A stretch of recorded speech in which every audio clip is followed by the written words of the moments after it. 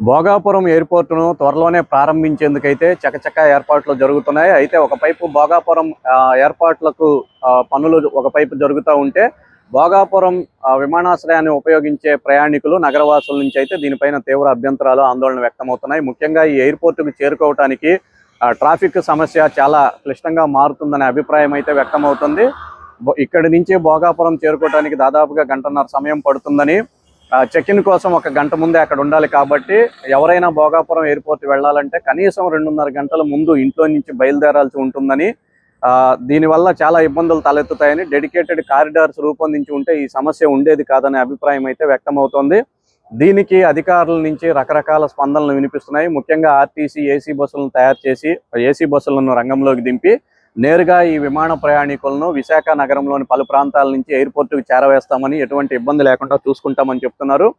మరోవైపు విశాఖ నగరంలోనే డెడికేటెడ్‌గా ఈ చెక్ ఇన్ సెంటర్లను, అంటే వీఐపీ లాంజ్లను ఏర్పాటు చేసి, ఆ లాంజ్ల్లోనే చెక్ ఇన్ సదుపాయాన్ని కల్పించి వారిని నేరుగా ఆర్టీసీ ఏర్పాటు చేసిన ఏసీ బస్సుల ద్వారా ఎయిర్‌పోర్ట్ టెర్మినల్‌కు తరలించే విధంగా చర్యలు తీసుకుంటామని చెప్తున్నారు. ఇప్పటికే దీనికి సంబంధించి 5 ప్రాంతాలను కూడా ఆర్టీసీ అధికారులు గుర్తించారు. దీనికి సంబంధించిన ఏర్పాట్లు జరుగుతున్నాయని చెప్తున్నారు. మరోవైపు ఈ బీచ్ రోడ్ నుంచి 6 లైన్ల రోడ్డును పూర్తి చేస్తే ట్రాఫిక్ సమస్య తగ్గుతుందనే అభిప్రాయం వ్యక్తమవుతుంది. ప్యారలల్‌గా కొన్ని రోడ్లను ఈ పాటికి తయారు చేసి ఉంటే భోగాపురం ఎయిర్‌పోర్ట్ సిద్ధమయ్యే నాటికి ఇబ్బందులు ఉండేవి కావనే అభిప్రాయం వ్యక్తమవుతుంది. అయితే ఇవన్నీ జరగటానికి మరికొంత సమయం పట్టే అవకాశం ఉంది కాబట్టి కొంతమంది కొన్ని కొత్త ప్రతిపాదనలను రంగంలోకి తీసుకువస్తున్నారు. వీటిల్లో ప్రధానంగా ఫెర్రీ ఫెసిలిటీస్ను ఏర్పాటు చేయాలని ఒక ఎన్ఆర్ఐ స్థానిక అధికారులకు సూచించారు. అతను చెప్పిన దాని ప్రకారం విశాఖ నగరంలోని కోస్టల్ కారిడార్ కానీ, ఫిషింగ్ హార్బర్ ప్రాంతం నుంచి ఫెర్రీని భోగాపురం ఎయిర్‌పోర్ట్ వరకు నడిపితే ఈ ప్రయాణ సమయం అంతా కలిసి వస్తుంది, ప్రయాణికులకు కూడా ఒక మధురానుభూతి మిగులుతుందనే అభిప్రాయం వ్యక్తం చేస్తున్నారు. అతను చెప్పిన దాని ప్రకారం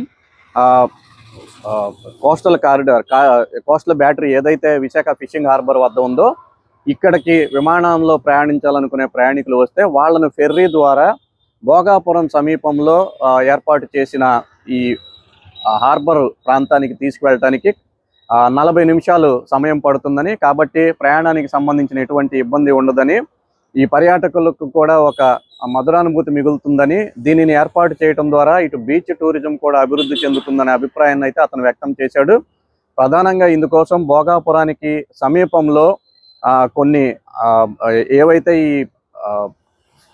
బోట్లు ఉన్నాయో వాటిని నిలబెట్టడానికి అవసరమైన ఏర్పాట్లు చేస్తే బాగుంటుందని, వాటిల్లో అవసరమైన ప్రాంతాల్లోకి ఈ ప్రయాణికులను దించే అవకాశం ఉంటుందని చెప్తున్నారు. అలాగే విమానాశ్రయానికి బీచ్ కూడా దగ్గరగా ఉంటుంది కాబట్టి కరెక్ట్గా బీచ్ ప్రాంతం నుంచి విమానాశ్రయానికి డెడికేటెడ్ రోడ్డు మార్గాన్ని ఏర్పాటు చేస్తే మరింత సులువుగా ఉంటుందనే అభిప్రాయం అయితే వ్యక్తమవుతుంది. మొత్తానికైతే ఈ ఫెర్రీ ఏర్పాటు అనే అంశం తెరపైకి రావడంతో దీనిపైన పర్యాటకులు కొంత ఆసక్తి వ్యక్తం చేస్తున్నారు. అయితే ఈ ఏర్పాట్లు చేయటానికి కూడా మరింత సమయం పట్టే అవకాశం ఉంది. ప్యారలల్‌గా ఇటు రోడ్లు పూర్తవుతాయి, అటు ఫెర్రీ ఏర్పాట్లు కూడా పూర్తవుతాయి. ఒకవేళ దాన్ని కానీ పరిగణలోకి తీసుకుంటే ఇదే అమలు చేస్తే మటుకు ఇటు బీచ్ పర్యాటకంగా కూడా విశాఖ కొత్త పుంతలు తొక్కుతుంది అనుకోవడంలో ఎటువంటి సందేహం లేదు. ఇప్పటి వరకు అయితే విశాఖ సముద్ర తీరం ఉన్నప్పటికీ కూడా బీచ్ పర్యాటక పరంగా కూడా పెద్దగా, అంటే సముద్ర పర్యాటకానికి సంబంధించి పెద్దగా ఏర్పాట్లు లేవు. ఈ మధ్య కార్డేలియా క్రూయిజ్ షిప్ వస్తున్నప్పటికీ కూడా అది సుదూర ప్రాంతాలకు ఉంటుంది. ఈ ఫెర్రీ ఏర్పాట్లు చేయటం వల్ల స్థానికంగా గంట 2 గంటలు సముద్రంలో రైడింగ్ చేసే అవకాశం కూడా కలుగుతుందనే అభిప్రాయం వ్యక్తమవుతుంది. ప్యారలల్‌గా భోగాపురం ఎయిర్‌పోర్ట్‌కి వెళ్ళాలనుకునే వాళ్ళకి ట్రాఫిక్ సమస్య కూడా తీరుతుందనే అభిప్రాయం వ్యక్తమవుతుంది.